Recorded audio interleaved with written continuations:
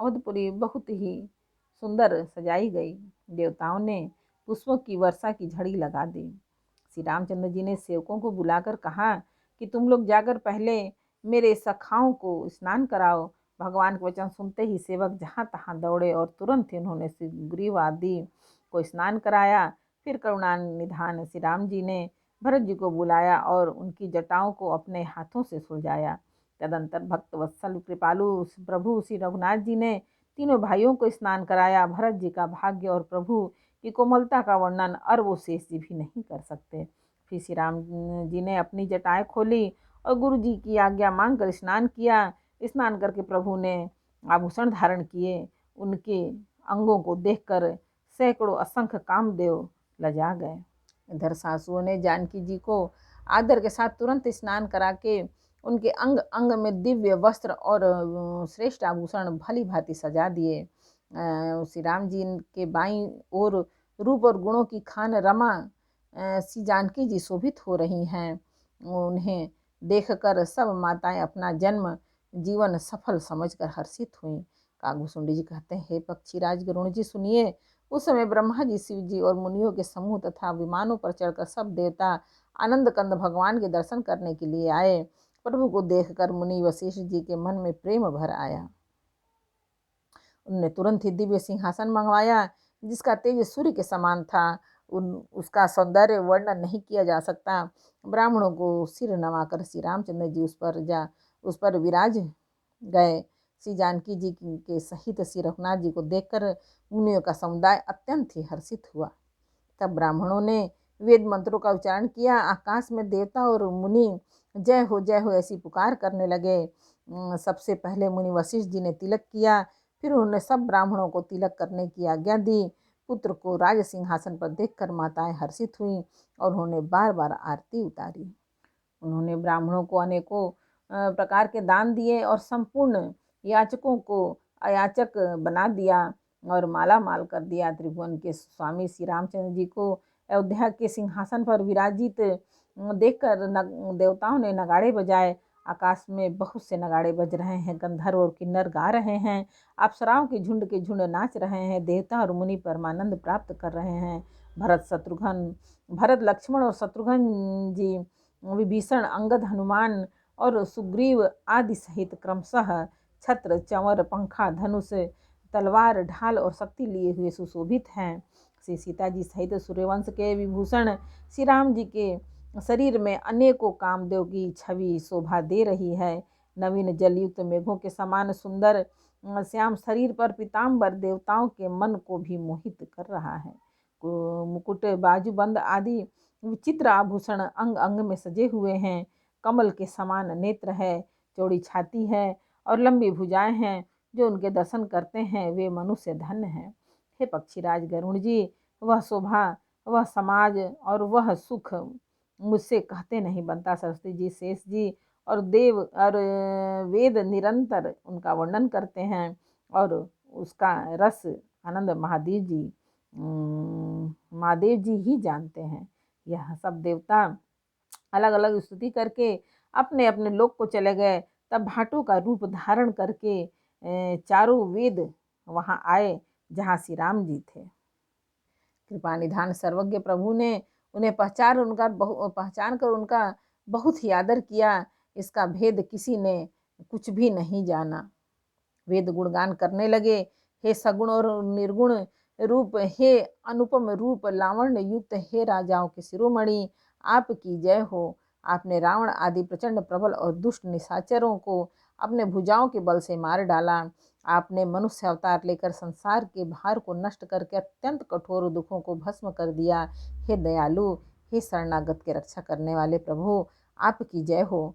मैं शक्ति सीता जी सहित शक्तिमान आपको नमस्कार करता हूँ। हे हरे, आपकी दुस्तर माया के वशीभूत होने के कारण देवता, राक्षस, नाग, मनुष्य और चर अचर सभी काल, कर्म और गुणों से भरे हुए, उनके विभूषित हुए दिन रात अनंत भव आवागमन के मार्ग में भटक रहे हैं। हे नाथ, जिनमें से जिनको आपने कृपा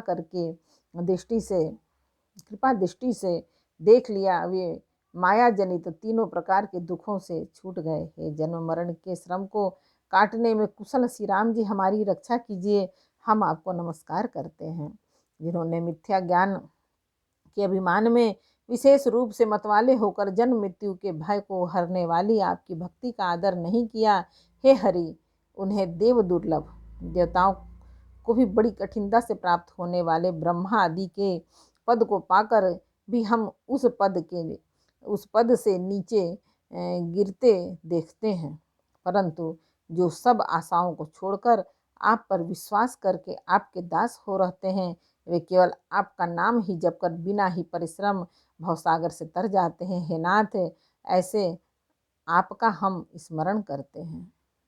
जो चरण शिव जी और ब्रह्मा जी के द्वारा पूज्य है तथा जिन चरणों में कल्याणमयी रज का स्पर्श पाकर शिला बनी हुई गौतम ऋषि की पत्नी अहिल्या तर गई, जिन चरणों के नख से मुनियों द्वारा वंदित त्रैलोक्य को पवित्र करने वाली देव नदी गंगा निकली, और ध्वजा, वज्र, अंकुश और कमल, इन चिन्हों से युक्त जिन चरणों में वन में फिरते समय कांटे चुभ जाने से गड्ढे पड़ गए हैं, हे मुकुंद, हे राम, हे रमापति, हम आपके उन्हीं दोनों चरण कमलों को नित्य भजते रहते हैं। वेद शास्त्रों ने कहा है कि जिसका मूल अव्यक्त है, जो अनादि है, जिनके 4 त्वचाएं, 6 तने, 25 शाखाएं और अनेकों पत्ते और बहुत से फूल हैं, जिसमें कड़वे और मीठे 2 प्रकार के फल लगे हैं, जिस पर एक ही बेल है जो उसी के आश्रित रहती है, जिसमें नित्य नए पत्ते और फूल निकलते रहते हैं, ऐसे संसार वृक्ष स्वरूप आपको हम नमस्कार करते हैं। ब्रह्म अजन्मा है, अद्वैत है, केवल अनुभव से ही जाना जाता है और मन से परे है। जो ब्रह्म का ध्यान करते हैं, ऐसा कहा करें और जाना करें, किंतु हे नाथ, हम तो नित्य आपका सगुण यश ही गाते हैं। हे करुणा के धाम प्रभु, हे सद्गुणों की खान, हे देव, हम यह वर मांगते हैं कि मन, वचन और कर्म से विकारों को त्याग कर आपके चरणों में ही प्रेम करें। वेदों ने सबके देखते यह श्रेष्ठ विनती की, फिर वे अंतर ध्यान हो गए और ब्रह्मलोक को चले गए। काकभूषुंडी जी कहते हैं, हे गरुण जी सुनिए। तब शिव जी वहाँ आए जहाँ श्री रघुवीर थे। वे गदगद वाणी से स्तुति करने लगे और उनका शरीर पुलकावली से पूर्ण हो गया। हे राम, हे रमा रमन, हे जन्म मरण के संताप का नाश करने वाले, आपकी जय हो। आवागमन के भय से व्याकुल इस सेवक की रक्षा कीजिए। हे अवधपति, हे देवताओं के स्वामी, हे रमापति, हे विभो, हे शरणागत, आपसे यही मांगता हूँ कि हे प्रभु मेरी रक्षा कीजिए। हे 10 सिर और 20 भुजाओं वाले रावण का विनाश करके पृथ्वी के सब महान रोगों, कष्टों को दूर करने वाले श्री राम जी, राक्षस समूह रूपी जो पतंगे थे, वे सब आपके बाण रूपी अग्नि के प्रचंड तेज से भस्म हो गए। आप पृथ्वी मंडल के अत्यंत सुंदर आभूषण हैं। आप श्रेष्ठ बाण, धनुष और तरकस धारण किए हुए हैं। महान मद, मोह और ममता रूपी रात्रि के अंधकार समूह के नाश करने के लिए आप सूर्य के तेजोमय किरण समूह हैं। कामदेव रूपी भील ने मनुष्य रूपी हिरणों के हृदय में कुभोग रूपी बाण मारकर उन्हें गिरा दिया है। हे नाथ, हे हरे पाप ताप का हरण करने वाले हरे, उन्हें मारकर विषय रूपी वन में भूले पड़े हुए इन पामर अनाथ जीवों की रक्षा कीजिए। लोग बहुत से रोगों और वियोगों से मारे हुए हैं। ये सब आपके चरणों के निरादर के फल हैं।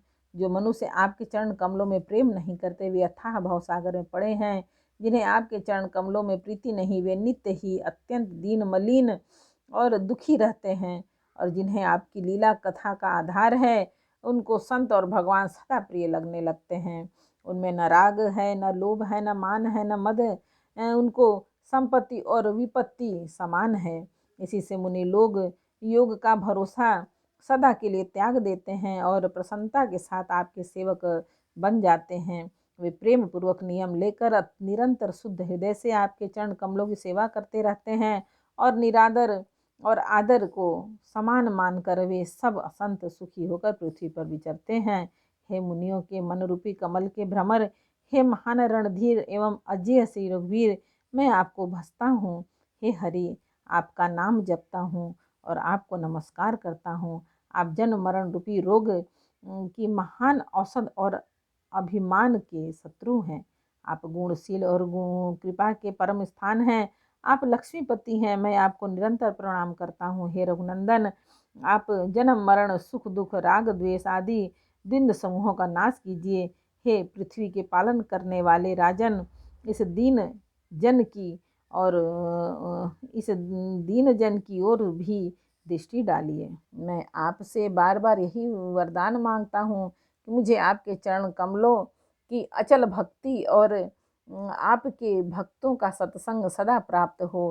हे लक्ष्मीपति, हर्षित होकर मुझे यही दीजिए। श्री रामचंद्र जी के गुणों का वर्णन करके उमापति महादेव जी हर्षित होकर कैलाश को चले गए। तब प्रभु ने वानरों को सब प्रकार से सुख देने वाले डेरे दिलवाए। हे गरुण जी, सुनिए, यह कथा सबको पवित्र करने वाली है। दैहिक दैविक भौतिक तीनों प्रकार के तापों का और जन्म मृत्यु के भय का नाश करने वाली है। महाराज श्री रामचंद्र जी के कल्याणमय राज्याभिषेक का चरित्र निष्काम भाव से सुनकर मनुष्य वैराग्य और ज्ञान प्राप्त करते हैं, और जो मनुष्य सकाम भाव से सुनते और जो गाते हैं वे अनेकों प्रकार के सुख और संपत्ति पाते हैं। वे जगत में देव दुर्लभ सुखों को भोग कर अंतकाल में श्री रघुनाथ जी के परम धाम को जाते हैं। इसे जो जीवन मुक्त विरक्त और विषयी सुनते हैं वे क्रमशः भक्ति मुक्ति और नवीन संपत्ति नित्य नए भोग पाते हैं। हे पक्षीराज गरुण जी, मैंने अपनी बुद्धि के पहुँच के अनुसार राम कथा का वर्णन की है, जो जन्म मरण के भय और दुख को हरने वाली है। यह वैराग्य विवेक और भक्ति को दृढ़ करने वाली है। यह मोह रूपी नदी के पार करने के लिए सुंदर नाव है। अवधपुरी में नित्य नए मंगल उत्सव होते हैं। सभी वर्गों के लोग हर्षित रहते हैं। श्री राम जी के चरण कमलों में जिन्हें शिव जी मुनि गण और ब्रह्मा जी भी नमस्कार करते हैं, सबकी नित्य नवीन प्रीति है। भिक्षुक को बहुत प्रकार से वस्त्राभूषण पहनाए गए और ब्राह्मणों ने नाना प्रकार के दान पाए। वानर सब ब्रह्मानंद में मग्न हैं। प्रभु के चरणों में सबका प्रेम है। उन्होंने दिन जाते जाने ही नहीं और बात ही बात में 6 महीने बीत गए। एक बार बोलो रामायण मैया की जय। उत्तरकांड के 5वां समर्पयामि भगवान। जय श्री राम जानकी पावन पुत्र जय भोलेनाथ भजन जय हो।